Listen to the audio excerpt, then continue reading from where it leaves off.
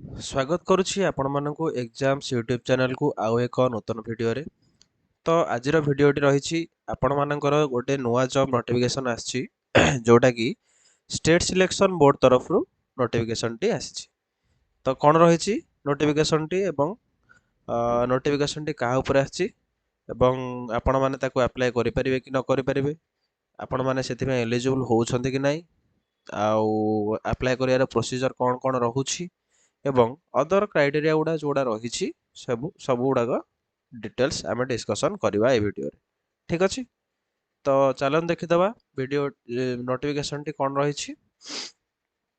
ଦେଖିପାରୁଥିବେ ଆପଣ ନୋଟିଫିକେସନ୍ଟି ରହିଛି ଷ୍ଟେଟ୍ ସିଲେକ୍ସନ୍ ବୋର୍ଡ଼ ତରଫରୁ।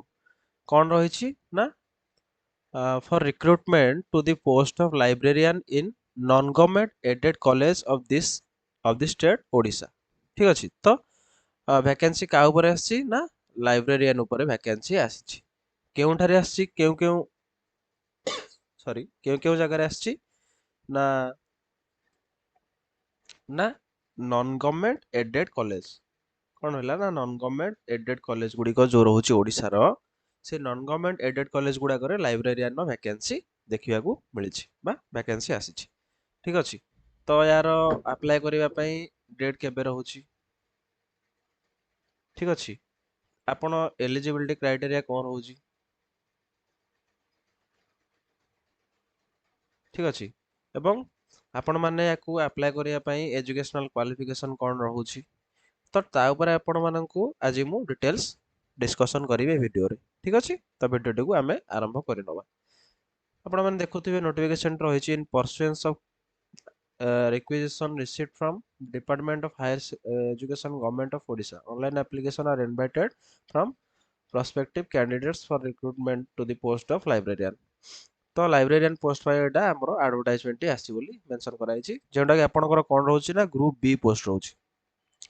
ଗ୍ରୁପ୍ ବି ପୋଷ୍ଟ ରହୁଛି ଯାହାର ପେ ଲେବୁଲ୍ ହେଉଛି 9। ଠିକ୍ ଅଛି, ତ ଇଏ ଗୋଟେ ଭଲ ସ୍କେଲ୍ର ପେ ଲେବୁଲ୍ ମିଳିବ ଏବଂ ଗ୍ରୁପ୍ ବିର ପୋଷ୍ଟ ରହୁଛି, ଭଲ ପୋଜିସନ୍ରେ ଆପଣମାନେ ରହିପାରିବେ। ଠିକ୍ ଅଛି, ତ କେଉଁଠି ଆସିଛି ନା non government aided college of Odisha under higher education department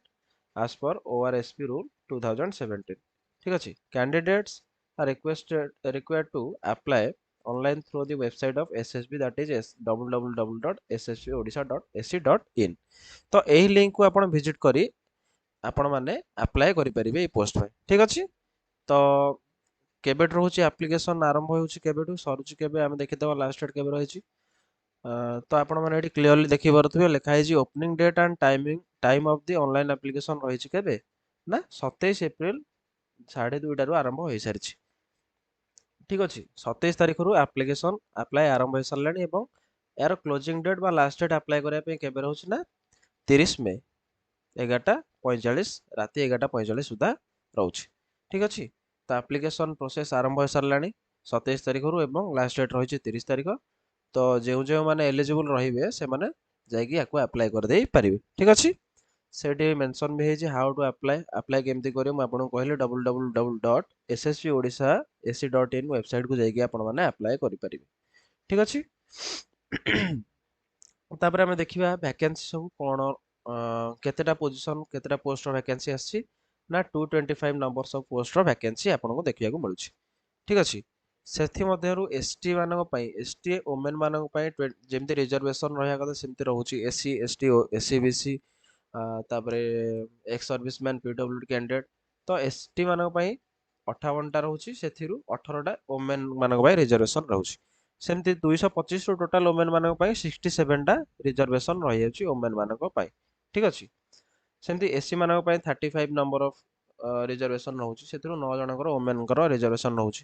SC BC ମାନଙ୍କ ପାଇଁ 19ଟା ରିଜର୍ଭେସନ୍ ରହୁଛି, ସେଥିରୁ 4ଟା ଓମେନ୍ ମାନଙ୍କ ପାଇଁ। ସେମିତି UR ଯେଉଁ ରହିଲେ ଜେନେରାଲ, ବାକି ବଳକା ଦିଗ 113ଟା ପୋଷ୍ଟ ସେମାନଙ୍କର ରହିଲା, ଯେଉଁଟାକି 36ଟା ପୋଷ୍ଟ ଓମେନ୍ ମାନଙ୍କ ପାଇଁ ରିଜର୍ଭେସନ୍ ରହୁଛି। ତାପରେ PWD 9ଟା ପୋଷ୍ଟ, ଏକ୍ସ ସର୍ଭିସମ୍ୟାନ୍ ପାଇଁ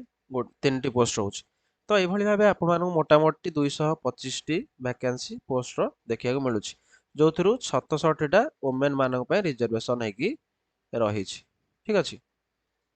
ତ ଇଏ ଥିଲା ନମ୍ବର ଅଫ୍ ପୋଷ୍ଟ କେତେ କ'ଣ ରହୁଛି। ତାପରେ ଦେଖିଦେବା ଆମେ ଟୋଟାଲ୍ 28ଟା ଡିଷ୍ଟ୍ରିକ୍ଟରେ ଯେତିକି ଲାଇବ୍ରେରିଆନ୍ ପୋଷ୍ଟ ଅଛି, ସବୁ 28ଟା ଡିଷ୍ଟ୍ରିକ୍ଟରେ ନନ୍ ଗଭର୍ଣ୍ଣମେଣ୍ଟ ଏଡେଡ୍ କଲେଜ ଗୁଡ଼ାକରେ ସବୁ ପୋଷ୍ଟିଂ ହେବେ। ଠିକ୍ ଅଛି, तापर देखिदवा आमे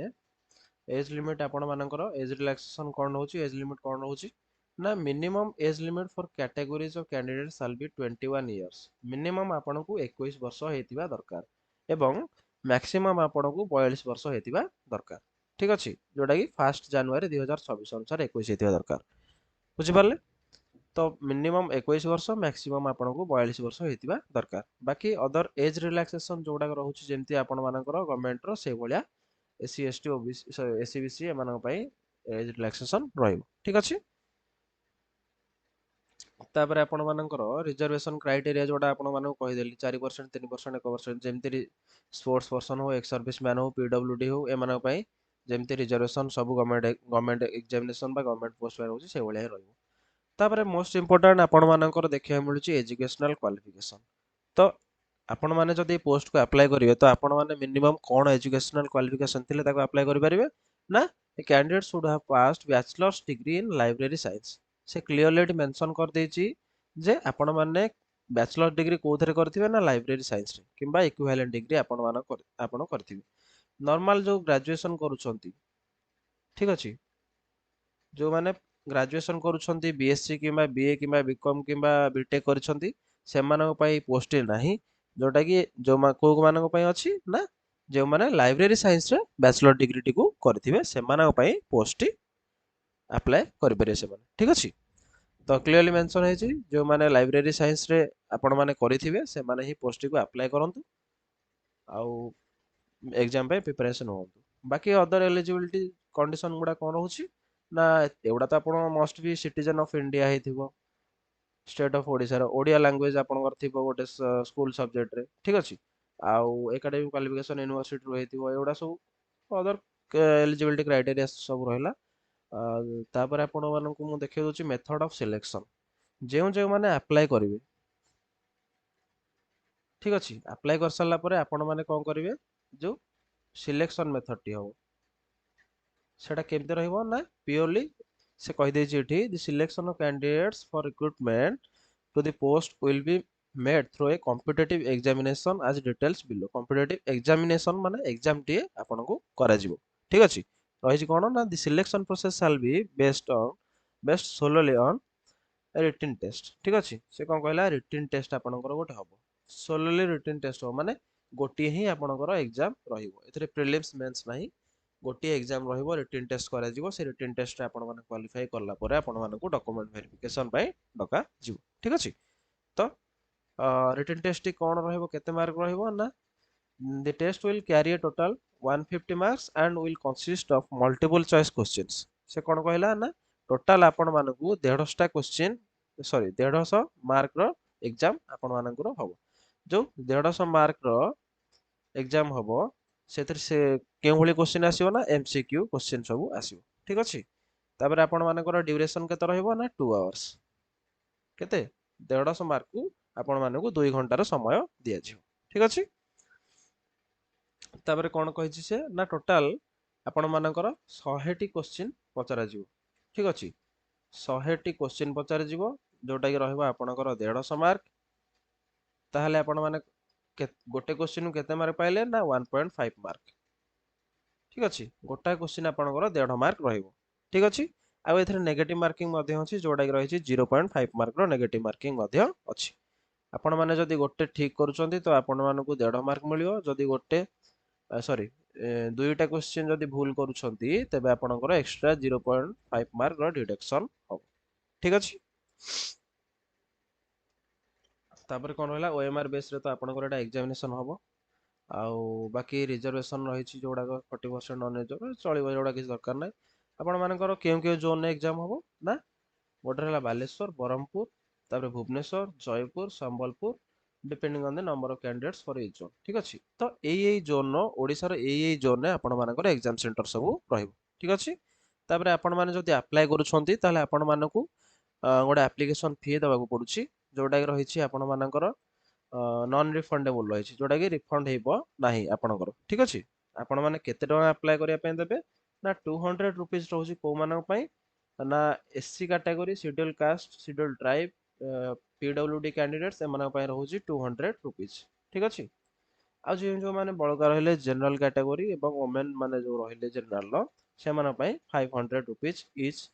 रहुछि ठीक अछि 500 टंका आपण मानकू दबाकू पड़िबो अप्लाई करिया पे ठीक अछि तो SC ST 200 general 500 SC ST with PWD ठीक अछि तापरे आउ अन्य इनफॉरमेशन जो रहला आपण केमती कोन अप्लाई करिए तो मु आपण कहि कोन ना वेबसाइट रहुछि www.ssbodisha.sc.in ठीक अछि एई वेबसाइट को जाके आपण माने अप्लाई करिवे बाकी जो रहला एगुडा किछि सेते रिक्वायर रहिबोनी आपणकर माने हाउ टू अप्लाई कहि देछि एमति केमति अप्लाई करिवे आपण माने ना एई वेबसाइट को जिवे एई वेबसाइट को जाके आपण माने अप्लाई करिवे ठीक अछि तो ये थिला डिटेल्स आपण मानकर लाइब्रेरियन पोस्ट नोटिफिकेशन जो आछि ता ऊपर मु वीडियोटी करछि आउ अनुगुल डिस्ट्रिक्ट बालेश्वर डिस्ट्रिक्ट सब डिस्ट्रिक्ट वाइज केते कोन सब वैकेंसी रहउछि तार मध्ये डिटेल्स रहिछि तो आपण मानकर जो डिस्ट्रिक्ट रे आपण माने बिलोंग करछन्ती से डिस्ट्रिक्ट केतेरा वैकेंसी अछि आपण माने एठू देखि पारथि ठीक अछि तो अप्लाई कर दियंतु पोस्ट जो माने एलिजिबल रहउछन्ती से माने जाईकी पोस्ट को अप्लाई कर दियंतु वेबसाइट रु ऑफिशियल वेबसाइट जाई अप्लाई कर दियंतु एवं एससी एसटी आउ पीडब्ल्यूडी पिलांकर सॉरी 200 टंका एप्लिकेशन फी रहउछि एवं अदर जो मान रहले से मानकर 500 टंका एप्लिकेशन फी रहउछि ठीक अछि एप्लिकेशन डेट आरंभ हो सारलानी 27 तारिख रु आउ एंड डेट रहिछि 30 मई पर्यंत तो एई भितर जाके आपण निश्चय याकू अप्लाई कर दियंतु आ अप्लाई कर सारला परे आपण माने भलसे प्रिपरेशन करंतु प्रिपरेशन करी जो आपण मानकर 150 मार्क रो क्वेश्चन आसीबो सेथिरु आपण माने जेमति भलसे कट ऑफ क्लियर करबेरे से भली प्रिपरेशन करंतु ठीक अछि तो आज रो वीडियो रे एतिकी थिला एवं जदि किछि नुवा एमति अपडेट आछि ताहाले मु निश्चय आपण मान पई से अपडेट टी नै आसीबी आउ जदि आपण मानकू वीडियोटी भल लागि थाए तेबे गोटाए लाइक निहाती करिकी जान्तु आ आपण माने सब वीडियोटी देखुछंती हेले सब्सक्राइब करनाहांती तो वीडियोटी दया करी माने जो देखुछंती चैनल को मोर सब्सक्राइब निहाती करंतु एवं सांग मानक संगे मध्ये याकू शेयर निश्चय करंतु जहाँ फल कि सेमाने मध्ये अपडेट विषय नुआ नुआ अपडेट विषय सेमाने मध्ये जानि परिबे आ आपण सब्सक्राइब करी बेल आइकन टी निश्चय प्रेस करंतु जहाँ फल कि मु जो वीडियो सब नुआ नै आसीबी जहाँ जहाँ भी नुआ अपडेट आपण मान पई वीडियो रे आपनको देखाइबे सेउडा आपण मान पाखरे जाई प्रथमे पहुँची जिवो ठीक अछि तो भलसे प्रिपरेशन करंतु आउ भलसे गोटे एग्जाम को क्रैक निहाती करंतु ठीक अछि आज ए वीडियो टी को एतिकी रहिली देखा बा एक नूतन वीडियो रे।